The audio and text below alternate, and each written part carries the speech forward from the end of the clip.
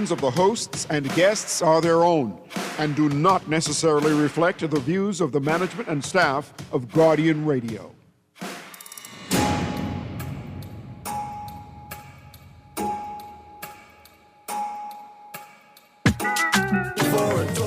A man for a hair, a man for a clothes. Got a man she could call to give a little peace. She even got a man who is saying she got a man for everything. Ooh, but this got his problems. She got a man she could call anytime if she need couple of dollars. She got a boatman who's come round here is bring a conch shrimp and lobster. She got one man who was cut but he ain't no surgeon, he ain't no doctor. The average man is getting mad and say these women just love to swing. But the only reason you spending this cause you trying to get a little piece. Everybody know woman rate you by the income that you is bring. Either that or use the one she is called to bring round the thing.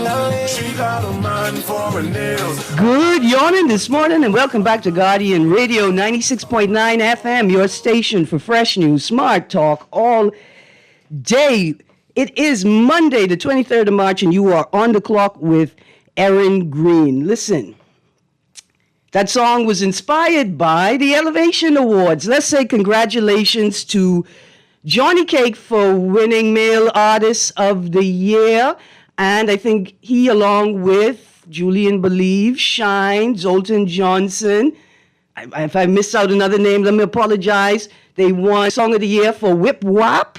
We got to say congratulations to Tonash. He won Traditional Song of the Year for Girl I Wanna. And we got to say congratulations to the one and only Naughty and his partner in crime. I want to make sure I get the name right. Kermit. Naughty's co-host is MJ, right? Right. Mrs. Naughty. Anyway, congratulations to the team at Naughty Show. Congratulations. They won Radio Talk Show of the Year at the Elevation Awards. The reason I started with this is because we got another big celebration. Devin Charlton, where's my notes? I could have sworn I took that story down. Maybe there we go. Charlton for the three-peat. Devin Charlton became the first woman to ever win 3 consecutive world indoor titles in the women's 60 meters hurdles on Sunday, tying her world record time of 7.65 seconds at the 2026 World Athletics Indoor Championships in Poland. Denisha Cartwright was also in the race, and she finished tied for 7th in 7.90 seconds. That's, let's do a little math here. That's 25.25.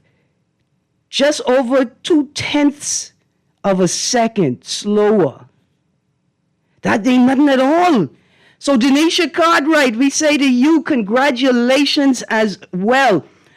2 superstars. So, Tonash and Johnny Cake, now that y'all won Traditional Song of the Year, Male Artist of the Year, and Song of the Year, we need a song for Devin Charlton. I thought I would have had one floating around my inbox by this morning. We need a song for Devin Charlton, for she is the first woman to ever win 3 consecutive world indoor titles in the women's 60-meter hurdles. Also, I selected that song, Man for Everything, for this morning's conversation because when you come through my neighborhood campaigning, I can let you know I need a man for everything. Man is gender neutral. It could be a woman. Just once you could do everything. I think that should be the voters' campaign song this year. It's a choice between Man for Everything by Johnny Cake and The Whole Hog by Ophi and the websites. Right, so we got lots in the headlines to talk about this morning. We had another traffic fatality. I heard a report of a second shooting It took place allegedly, I think, early hours of Sunday morning. I've been looking through the papers. Oh boy, the stories. Police shooting. In fact, we see in today's Tribune, American shot dead by senior police officer. And then we have on Saturday, the 21st of March, 2026, police launched an investigation into a shooting incident that occurred on Sugar Apple Street, Pinewood Gardens, that left a 48-year-old male dead and a 26-year-old hospitalized. The story I read about this morning, I want to be careful because I don't see it yet in today's paper. There was allegedly an incident involving an off-duty police officer on Village Road South this weekend, which prompted me to talk about what it means to have authority vested in one's personage, right? What does it mean to have authority vested in you? But before that, I just want to talk about Montague Park. There was an event on Saturday night on Montague Park, I think, and patrons who attempted to use the park, maybe the event was yes, patrons who went to use the park this morning found it difficult to walk given the amount of garbage strewn all over the place, and were terribly upset given the lack of facilities for garbage storage on the site. You know, what does it mean to have authority vested in you? What does it mean when you have rented a space to use, right? And then you are now in charge of that space. What does it mean to you, the event organizer, right? Like if you rent a government facility and from the start, before you even begin setting up your event, you realize that the state agency responsible for managing the space that you are renting does not have sufficient garbage storage facilities for your event. What do you do next? Do you just say, oh, well, we pay taxes for them to pick up garbage anyway? Is that what you do? And let me ask another question. For the setup of the event, why was the equipment on the park also enclosed in the barrier for the event? Surely you didn't. Did you rent the play area? Did you rent that as well? Why did that need to be barricaded away from the public? What does it mean to have use of a public space? Anyway, we got lots to talk about this morning. Like I say, I'm a little cautious because I had hoped to see that story in today's paper, but I think I saw it on a broadcast from a local media house. I am going to search now for the story. It is troubling, right? Because both stories, this one that we're going to read, although it is not in today's Guardian, on the third page, police kill man on West Bay Street. A man was shot and killed by an off-duty officer on New Providence on Saturday evening. Police said the incident took place shortly before 6 p.m. at a business establishment on West Bay Street. According to police, the off-duty officer was at the business when an altercation began inside and continued outside. One of the men involved in the altercation allegedly entered his vehicle and, quote, drove it in a threatening manner toward the officer, close quotes. The officer, who said he was in fear of his life, drew his weapon and fired it at the driver, killing him. Police said the matter is under investigation. Full stop, end of article.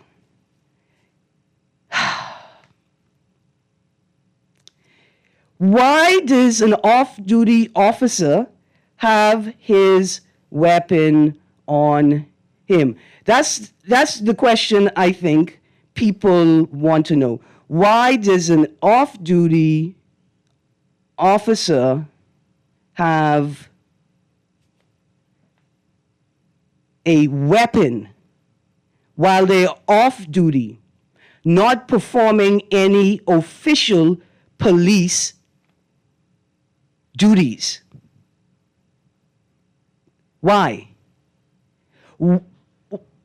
Why are officers constantly being found with service weapons at establishments where people typically go to get intoxicated? Now, that could be an easy question to answer. Apparently, we have a police staff association, which enables police officers to work as security guards while they're not performing their official police duties. They work as security guards. So the question is, what is the authority vested in a police officer when he is not performing his official duties as a police officer, but is performing his duty as a security guard? And why does it appear that officer after officer after officer invokes the authority of a police officer when they're not performing police duties? Now, people like to say, well, an officer is always on duty. Do they behave like that? Generally? We have a culture where they really believe that if they take off their top, the tunic, and they just wearing pants with an undershirt, that they are out of uniform. You're still in uniform. You just improperly dressed. What is the staff association? If the Constitution or ordinary legislation prevents police officers from forming a union, what is the staff association? And can the staff association vest authority into off-duty officers that can only be vested in officers performing their official duty? So I found a ZNS headline. Police are on the scene of a police-involved shooting in the area of Montague Motors. Now, that's Village Road. Well, maybe it used to be Village Road North. Maybe it is now Village Road South. In the break, I will continue to look for more coverage of that particular story.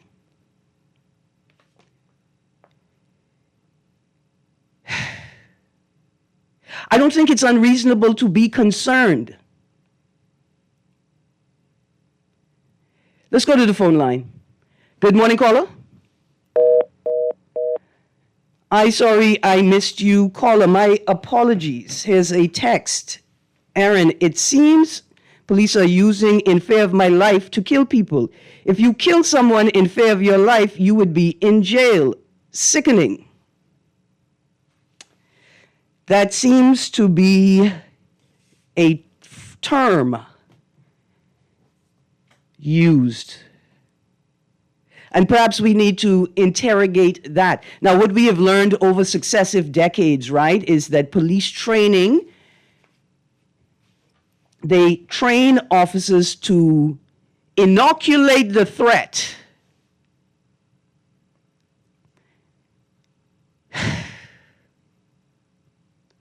See, we're going to get a lot of feedback from the state talking about best practices, world standards, what is reasonable and practice around the world. And I want to say this is not around the world.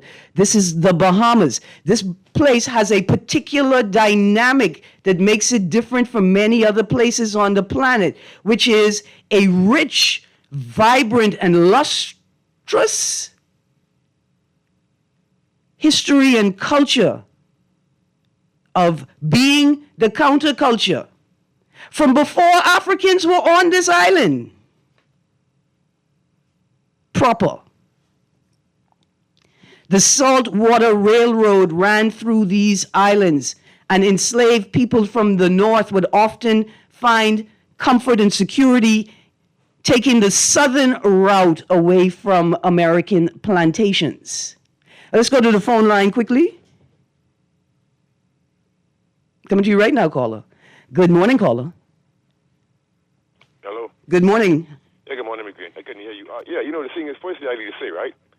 I have a lot of police friends, and so, and encounters, you would come to the conclusion that some police officers are humane and some are inhumane, right? Because you saw the situation in Brittany Harris. But I want to get this in that nobody seems to be talking about, Ms. Greene, as it relates to two young ladies being robbed, and one escaped and one at gunpoint on East Street, somewhere in Windsor Park area, and then the attempted abduction of a young lady somewhere in Lazaretto Road, wherever it is, right?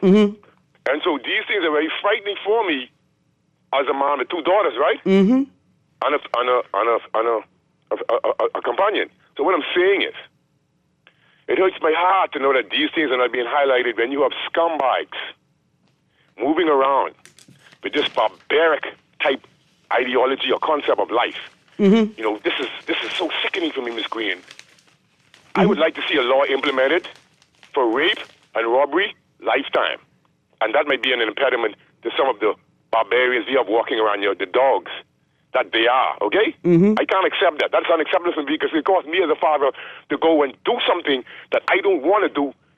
It's really, hey, God, but as it relates to the police officers, they're doing a great job. But the thing is, Ms. Greene, there's no accountability with them. And so they have a problem with the blue wall of silence, the violence. Now, with me, I'm upset because you have a lot of imbeciles. Let me stop using that. There are people calling the show very naive, talking about police officers are always on duty. You cannot juxtapose that with accountability. You cannot document that. If you're on duty, so what? What I'm saying is you can be on duty, but you have to be accountable for your actions. So why are people so ignorant in their narratives? What does that have to do with giving account of what you said? So I would like to make a comment. The officer said that he was attacked with a cutlass. The fella chopped him and then he shot him. Why is it that he couldn't draw this weapon before that? Did he identify himself as a police officer? You see, many people live in ivory towers, praising false powers, and they make me sick. They have no idea. Another very important thing that I have seen over the years in my little time in that area is that police officers deny emergency medical services access to suspects after they have shot them and after suspects are being shot, not even by them. I have seen it. We've seen it with the Jerome 6. We've seen it with Douglas. That's the Palmer. Hold on. And it was alleged that the same circumstance transpired in this recent Pike shooting. Yeah, but I'm saying is, it's humane if you're an officer in a duty, you don't show any personal animosity where you assist the person that you have wounded. So I'm saying is, what makes it more worse is, I've seen instances, one through the corner here by Bamboo Shack decades ago, where an officer shot a guy, the car was on another guy, and they let him bleed, just breathe out right there. I've seen incidents with Avery or Prince Charles, Douglas. I've seen it with many suspects being shot, and they deny the ambulance workers to do their job. So the question for me then is, why would you do that when the person can help you investigate? So it leaves room for doubt as to why and where. This is a power that they don't deserve to have. Oh my God, this is a sick. This place is so pathetic, man. Thank you, 52. For me, then the question must be asked: are these isolated incidents, right, of officers who are not suitable for the force, whose behavior should be identified, and they should be facilitated moving away from the force into another sector of work, right? Or has this become a culture within the police force? That's B. Or C, has culture become policy, unspoken policy within the police force? Because why are you off-duty police officers shooting people and then denying access for medical services or denying access for people who can provide life-saving medical services on the scene. See, I'm scared.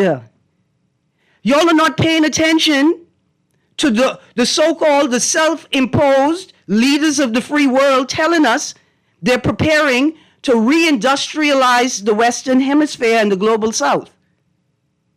In the meantime, we have an administration that refuses to speak coherently to the behavior and cultures developing within the Royal Bahamas Police Force. I didn't grow to almost be 50. I can be honest with you. I didn't grow to almost be 50 trying to be a good citizen, listening to day after day the police are my friends messaging, to have almost every encounter with police officers have you feeling like you on the brink of being arrested because you're trying to tell them something. Let's go to the phone line. Good morning, caller. Good morning, Erin. How you doing? I am good, thank you. Awesome. Just pertaining to these two police incidents that would have occurred, I guess, within 48 hours. There is that narrative out there that a police officer is always on duty. That is something that we have become to accept.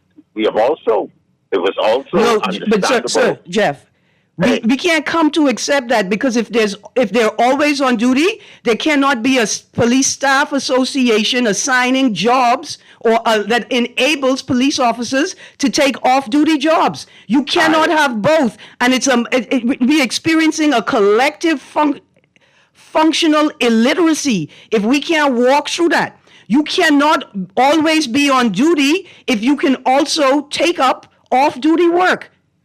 Well, the sad part about that, Erin, is that is the culture that has been created, and until that culture is corrected, then what we see going on now is the reality.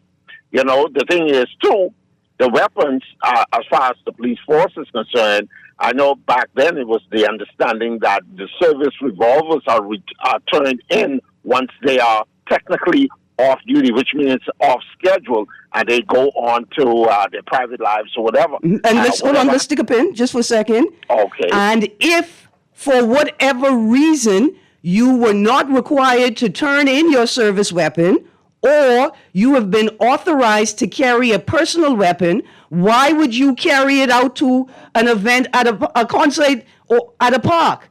And if you were authorized to carry a personal weapon for reasons like threats to your life, right?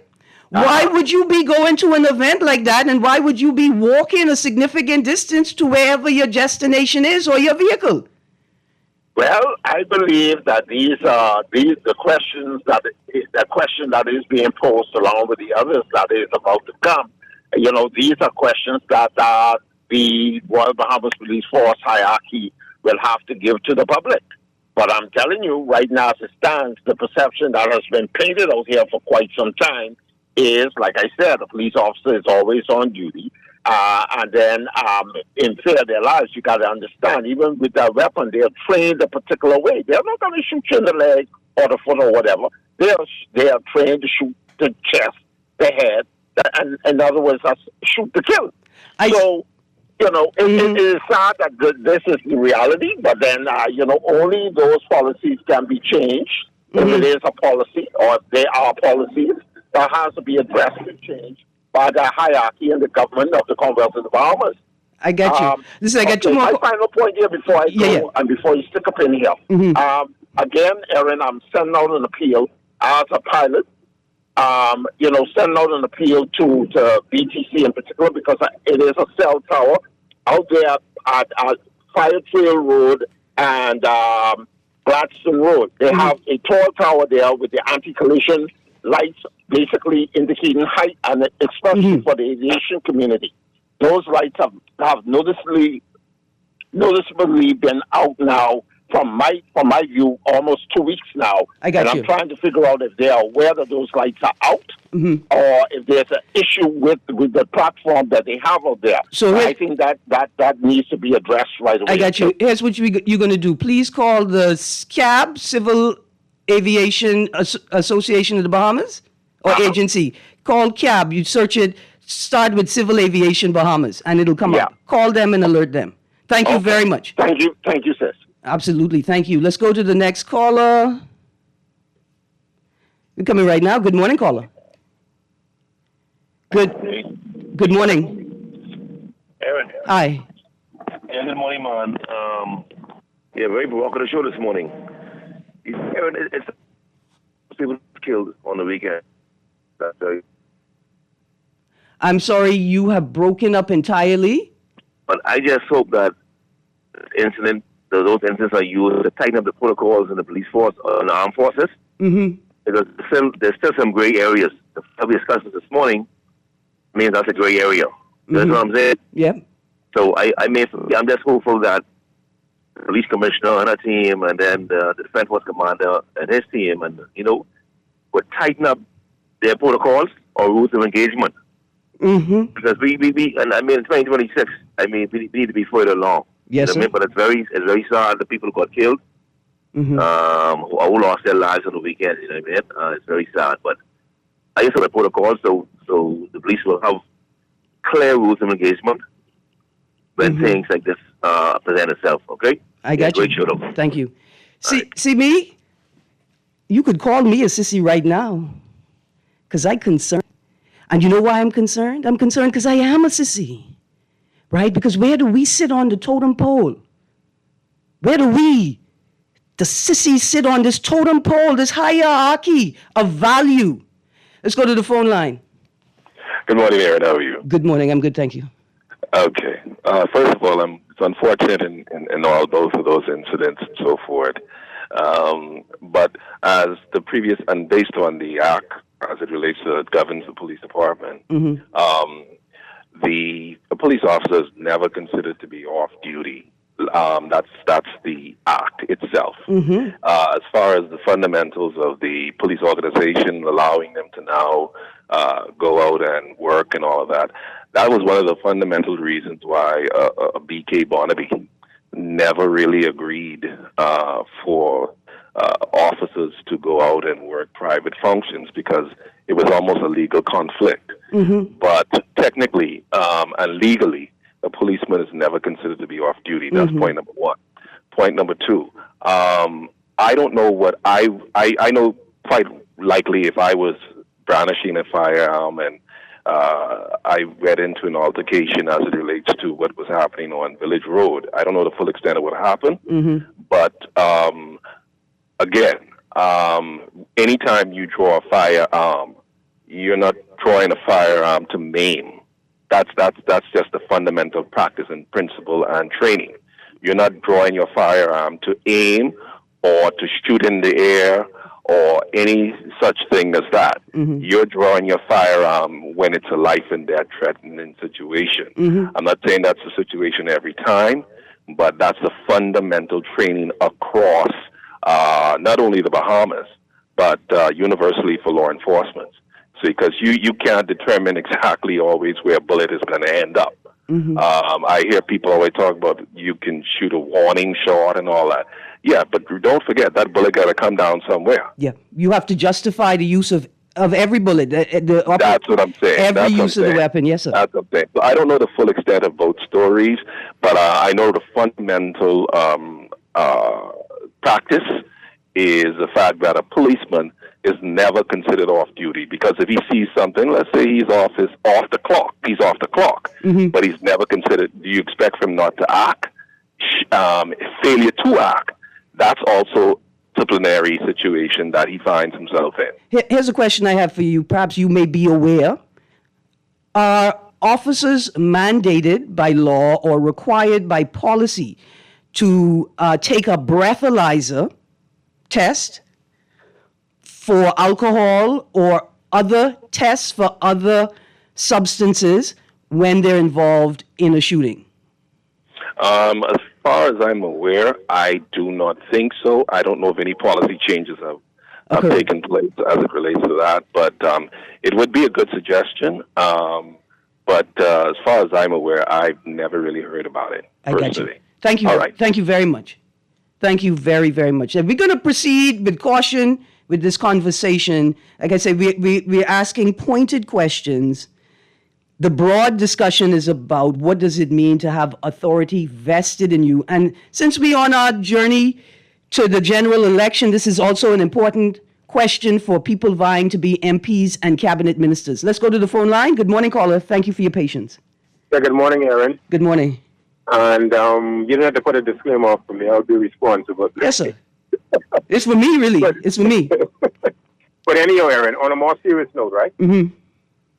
We have had countless, too much of these type of similar incidences involving, and concerning these police-involved killing. I wouldn't even call them shooting, killing. Mm-hmm. And I know about a particular incident where this gentleman, he was hanging by a bar, and an incident happened. He went around there, and before you know it, the officer dead. I mean, the civilian is dead. But I was going to ask you that question, Erin, about whether or not they take breathalyzer tests. You see, the police, we all need the police, Erin. And this isn't to embarrass the police or to come down on the police, but we have a problem. Mm-hmm. We have a problem. And I believe that when you issue, if you are allowed to carry a gun on you 24/7, you should not be going into no club. To stop it. Mm-hmm. That should be a policy position. Mm-hmm. Because you put yourself, especially if you're drinking, yourself in a compromising position. Mm-hmm. And you can't even exercise, execute your duties good if you're early and then something happens. And then you're going to respond. You're going to be, could you go to work and drink? No. They say these officers are off duty. They're off duty. So you're off duty. What are you doing? What you doing getting involved in police work? Yeah. You can't go to work drunk. Mm-hmm. I can't go to work drunk. I can't go to work with alcohol on my breath. Mm-hmm. So you can't tell me you're off duty, but you're still acting in the capacity as a police. It makes no sense to me in these cases. These police-involved shootings. Now, the reality of this matter is an American was shot. Let's see how this one plays out. I hear you. And let's see if a president is going to be set after the coroner's inquest and after you have a trial. And if a president is being set where the police has been found wanting, then perhaps this is the avenue that we'll take in respect to the countless of young men Mm-hmm. who have been gunned down by the police. I had a neighbor, Azario Major. His family is still waiting. I remember when that boy born, but Mm-hmm. his family is still waiting for justice. I can name you a few others, but that's the one that stands out in my mind because it's so close to home, Mm-hmm. but we cannot continue this kind of practice without having a particular policy. No police should be allowed to go into no bar, to go hang out if they're off duty with a gun in their beak, and especially if they're drinking. Right. It shouldn't happen. Because you should call for backup if anything. I assume You shouldn't be the one getting involved. That's it right there. Back up. We all watch the movie. Back up. Call for back up. Listen, we go into a break. When we come back from the break, there's a text. Police officers are governed by the Police Act. The Police Act includes a section called failing to act. A police officer who is in his own clothes and observed an offense in his view and he does nothing to circumvent it, he can be charged for neglect of duty and or failing to act. Damned if you do, damned if you don't. Damned if you are in a bar drinking when your job is 24/7. See, that's it right there. Police officers supposed to behave like judges. Recuse yourself from common life. That's why we got barracks. We're going to a break. You on the clock with Erin Sissy Greene. We'll be right back. Girl, Junior just showed me Bella Boy in his phone. What you mean? He take picture of that good for nothing boy? Shh. Shh, you don't want Bulla hair, you say that. You know she always say that's my good child. So what he doing in Junior phone? Oh, he there because the police looking for him. He on their wanted list. Wanted persons in your phone now? Yes, child. And when police want to find anybody quick, after something happen, they can send pictures direct to your phone. Go to Google Play or App Store and search for Crack Crime Bahamas, then pick install and it will go straight to your phone. There is also a section on missing persons? Yes, girl. Everybody needs to get this app so police can tell us right away when these people go missing. Just like an alert system. Yes, it has numbers for Crime Stoppers Bahamas, so you can call and nobody knows it's you. Call directly to Miami and give the information without giving your name or anything about you. I tried it the other day, and when I hear Junior and his boys talking about where they hide those guns, I walk quick round the corner and call that number. Call 328-8477 from Nassau or 242-300-8477 from the Family Islands. Love the show? Want to give your support? Become a sponsor today. Call 302-2300 for our rates and packages. That's 302-2300. Become a sponsor on Guardian Radio 96.9 FM. Fresh news, smart talk, all day. This is definitely the time for BAMSI to continue to build on the progress that we've made. There's now drone technology. There's now year-round container farming. You have hydroponics. You have aquaponics. You have precision farming. There have been record numbers of enrollments, record numbers of flat fishing certifications. We've had record enrollments in our online courses. Students from across the family of islands. Because in BAMSI, we're not just cultivating produce. We're cultivating producers. Paid for by the PLC. Struggling to find your financial rhythm? Make that move to Fidelity and let us help you order financial goals into perfect harmony with financial coaching sessions. Make that move today. Call 356-7764. Fidelity, we're good for you. The following is a paid political message.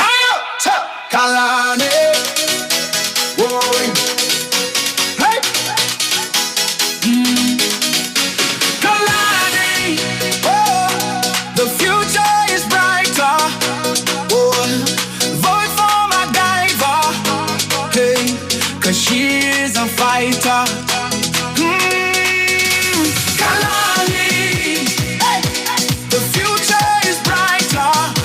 Oh, if you need improvement, oh, come join the movement. Come join the movement. Hey. You're looking for change, find it here. You're looking for justice, find it here. You're looking for truth, find it here. Vote for MacGyver. Hey. She's here for you. See everybody.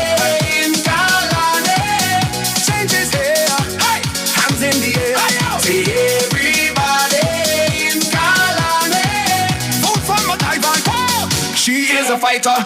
That was a paid political message. This is Guardian Radio 96.9 FM, streaming on GuardianTalkRadio.com and the Guardian Radio app, Nassau, Bahamas. Girl, you look so good. I would drink you like rum. Why you all over my tongue? Beautiful. Girl, I wanna hold you like a cup of Annie. Lick you like food sauce down. Slam you like God, oh. Love you like Christmas donuts. Squeeze you like my last dollar. Good morning and welcome back to On the Clock with Erin, Greene. Yeah, see, when you're on the fringes of society, when society has told you you're not normal like the rest of us, you don't belong in the spaces with the rest of us, when you have been not hierarchicalized, but when you have been placed on the totem pole, stories like this begin to concern you greatly. See, I can't tell you all the number of times that people have threatened my life or grievous bodily harm to me because of my, not just my public stance, just because of my public presence sometimes. But let's go to the phone line. Producer, good morning, caller. Yeah, morning, Erin. Good morning. Yeah. Now, you know, we could condemn the police. Anything happen to one of us, we can call them, right? Mm-hmm. Now, take for instance, everybody banging on the one what happened down out west. Mm-hmm. But here it is. If that police officer didn't have his gun this morning, he might have been dead. The fella coming with a cutlass, attack him. You know what he talking about that one. No, we talking about it. I want to say, let's talk about it, right? If you would, here's my thing. How are you behaving at the event to cause somebody to want to do that to you? And if this is something that arose from something that happened outside of the event, why are you on the park with people? It's the police who tell us if you have conflict, don't be going around people so they could be drawn accidentally into your conflict. I agree with you. Hold on, I agree with you. Let's be cautious, right? I don't want to say let's be conservative, but let's be open and balanced, right? Let's be open and balanced. But what you doing going to a concert that with a service weapon that requires you to walk a significant distance from the venue to your parking, to where you parked? Okay, here's again. Let's say you walk in, and a robber come, because there was an incident the other day in Private Garden, where a fellow, the police went to do his morning wake out, and the guy tried to rob him or something, but he had his gun and he got to kill one. So, we got to look at all these different scenarios with these people and the gun, and the police with the gun. Yes. Why isn't there a gym at the barracks, or why aren't there gyms set up at police stations across the island that police officers could use without having to interact with the general public?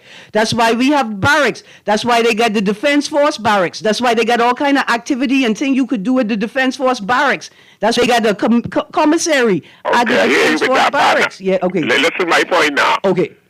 A robber, like the woman them get hold up the other day. Mm-hmm. I think about a day ago. And the fella hold up the ladies, them take the car. Now, a police could have been passing he off duty, but he got a weapon with him. So, and now another one passing, he don't have no weapon. What you want him to do? The one with the weapon, what he supposed to do? Just let the fella rob the woman then? Take the details of the vehicle, call for backup. Call for backup. So you telling me the police got a weapon? Let's not go. Hold on. Let's not go any further, because I don't want to say out loud that you think the police feel like ordinary citizens feel when the question arises of, will police come when I call? Because the issue with this story, woman kidnapped and sexually assaulted, police say, is the question of, do we have sufficient patrols? Given what we are aware of. Let's go to the next caller. Good morning, caller. Good morning, caller. Sorry, I missed you. Good morning, caller. Good morning, Erin, cuz. Good morning. How you do? I'm doing great. I want to start off by saying, me, personally, I love you just the way you are. Yes, ma'am. Thank you. Don't change a thing. Thank you. Okay, what I wanted to say with the police, we're talking about the fact that the off-duty police had his weapon with him, right? Mm-hmm. But why aren't we also discussing what in the world a man doing with a cutlass in his car that hour of the night? What was he up to with that cutlass? I mean, the cutlass live in the car. Sure, live in the car. You understand? Mm-hmm. So what is he doing with his weapon? Yeah, no. At that hour of the night. No. That's the first thing. Hold on, sorry, we finish, and I hang up and listen. All right. And the second thing with that too is, a lot of people have problems. When I used to do training, I used to ask them, how do your attitude affect the next person, the way you speak to them? Mm-hmm. Right? So if the police and this group is walking, the guy in the car driving in the opposite direction, he would have drove towards them in a particular manner while the police had to say something to him. And some people drive around with anger problems. So he probably got out of the car because he could have drove off. I agree. No, I agree with you. The person was in the car. They can't cry, oh, I was in fear of my life. Well, hit the gas and keep driving. Exactly. So obviously he was the one who provoked the situation, because he took his cutlass and come out of the car and made a situation worse. We don't know when the interaction began. You see what I'm saying? We don't know. But what you say is correct. If you were in a car, you hit gas and leave the scene until you feel safe. Drive Exactly. straight to the police station and report what you observed or what happened to you. I agree with you. I agree So with I you. mean, there. I hear a lot of talking about the police and what they do or how they do it. I understand that, and because they are the law, they are more highly held. You know, so I understand what you're saying. However, we also need to look at the other person and see what they could have done differently too to prevent what happening. I appreciate what you're saying. Let's go to the next caller, and then we're going to get to the text. Good morning. Good morning, caller. Good morning, Ms. Greene. How you doing? I'm good, thank you. How you do? Hey, let me ask you a question, right? You think that the police need to start reviewing the use of rubber bullets as a primary Listen, weapon? do you remember when the commissioner of police said that they were currently actively involved in interrogating the question of whether they could ask for less than lethal weapons? We're still waiting for the status of that conversation or whether it actually happened. And the body cameras, right? Now you can see, I don't want people to start using the term off duty to indicate that we should not expect body camera footage. If you are carrying your service weapon, you should be required to have body camera on. You shouldn't be allowed to carry a service weapon out of a station without your body camera on. Okay, second thing, right? Okay, if you could refer to yourself as Sissy, right? I mean, technically. Could you please put a name tag on it and say, I am not from Fox Hill? Pardon me? You must don't want to be from Fox Hill. You must don't want to be from Fox Hill. What I tell you? You must don't want to be from Fox Hill. Because that's what I am. And I'm also scared. Because that's what I am. In a society that has told me that I am nothing. Right? We have to be very, very concerned about how we generally hierarchical, how we put them in a hierarchy of value, right?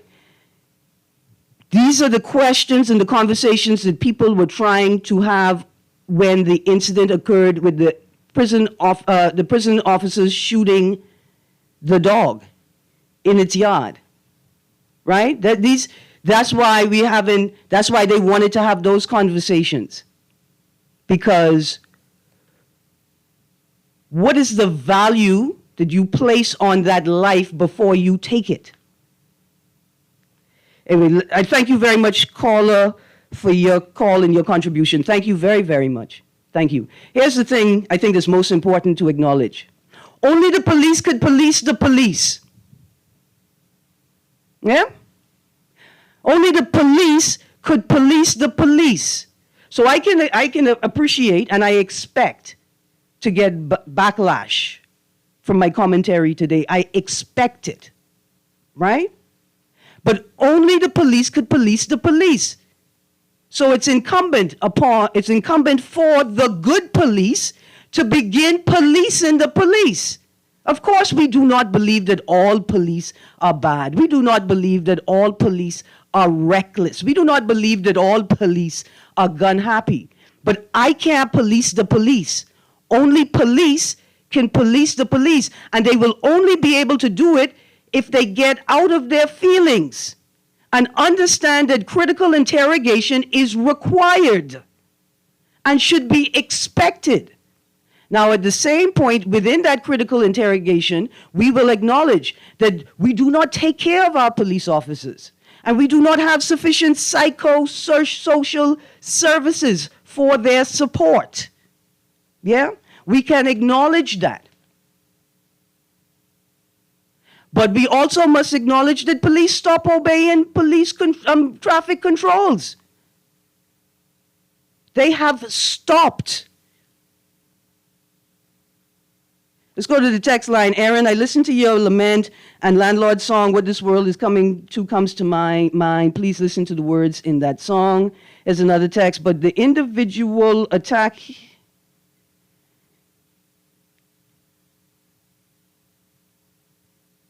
Okay, thank you for the texter. Here we go. Erin, it seems police is always on duty is just a saying, not a literal thing. People like Jeff, I think, believes it's true. It's like when you hear something so much you just believe it. What's wrong with these people? Don't they hear all over the world about off-duty officers? Do they get paid 24/7? Listen, what happens all around the world does not necessarily happen here. And the question is, what does the law prescribe?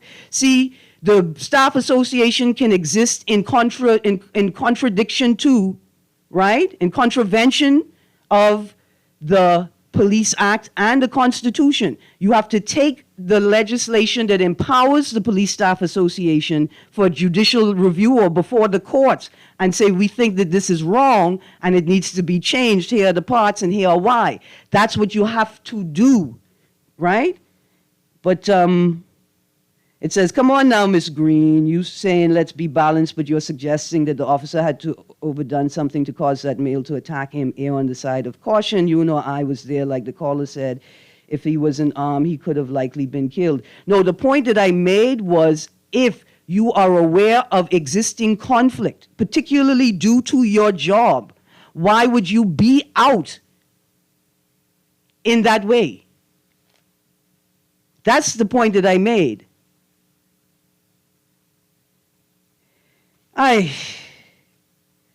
That's the end of the text line. So I just want to read this headline. This is what 52 was talking about.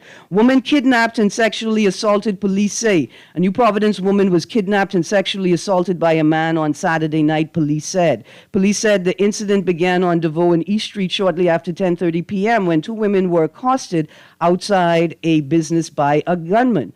He forced the women into their vehicle, but one of them was able to escape. The man demanded cash from the woman who was still in the vehicle and then instructed her to drive to various locations while he stole items from the car and demanded electronic voucher transfers as a form of extortion. Afterwards, he took the woman to a secluded area on Wolf Road near Collins Avenue where he sexually assaulted her. Police tracked the woman to Ragged Island Street, but as officers closed in on the vehicle, the man exited and ran away. Police said the investigation into the matter is ongoing. Yeah, Cybercrimes Unit, if there was an electronic voucher transfer, if it took place, there you go. You start the investigation right there. Tomorrow, we got an exciting show for you. Other things I wanted to talk about today, but we did not get to. Bastian to step down as Island Luck CEO. I wonder why. Cabinet spot looking good. Have you read Article 73(1)A of your Constitution yet? I recommend that you give it a read. It's in I think the executive chapters, either chapter 5 or chapter 6. I think it's chapter 5. Article 73(1)A. Read that. When you pick up your Nassau Guardian and read Bastian to step down as Island Luck CEO. It's like a companion read. I hope you all enjoy it. Oh, one last note. Only the police could police the police. We're relying on the good police to police the police. You guys have a great day. Guardian Radio AM with C.A. Nuri is up next. Oh, congratulations, Naughty. And to C.A. Nuri for being nominated along with Z Live, with Lang, Morning Blend with Strawn. You guys are doing it. Have a great day, Bahamas. Lick you like food sauce now, slam you like God, or love you like Christmas bonus, squeeze you like my last dollar, kiss you like who was good. This is Guardian Radio 96.9 FM, streaming on GuardianTalkRadio.com and the Guardian Radio app, Nassau, Bahamas.